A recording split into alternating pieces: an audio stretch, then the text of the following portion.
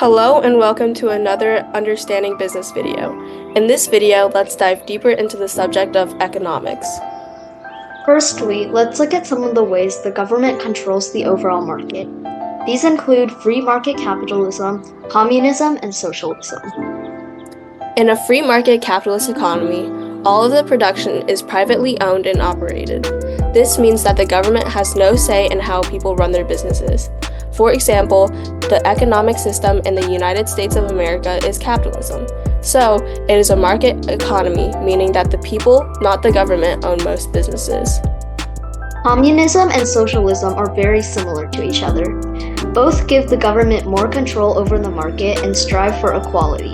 However, socialism is more equality-oriented, whereas communism is more extreme, giving the government more control over the market. For example, China has a socialist economy. Therefore, their government has a little less control over the market, but is more focused on equality between its businesses. However, countries like North Korea have a more communist economy, where the government is more extreme in their control over the market. Looking at the US, the government has no control over each business, so the prices and quantities can change as the amount of goods and services bought changes. In a free market, the prices of different goods and services are determined by both the sellers and the buyers because of factors like supply and demand. For example, a seller might want to sell a sweatshirt for $60, but the demand might show that the price should be lowered. However, if the price is lowered, the demand could increase, leading to the price needing to be increased again. How can we set a price that's suitable for both the consumers and the sellers? Well, supply and demand can help us with this. Supply is the amount or quantity of a product manufacturers are willing to sell at a particular time or price. Usually, the more supply there is of a product, the higher the price, meaning the supply curve is positive. Going back to the sweatshirt example, if prices went up to, say, $40, suppliers would want to make more shirts. However, if prices went back down to $20, for example, suppliers would want to make less shirts.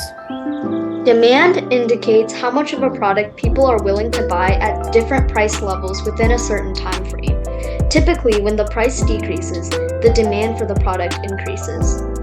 For example, if a business prices a headband at $30, the buyers will only demand 3 headbands. However, if the headband is priced at $6 instead, then the amount demanded would increase to 25 headbands. Since a lower price results in a higher quantity demand, the demand curve on a graph is negative as it falls from left to right.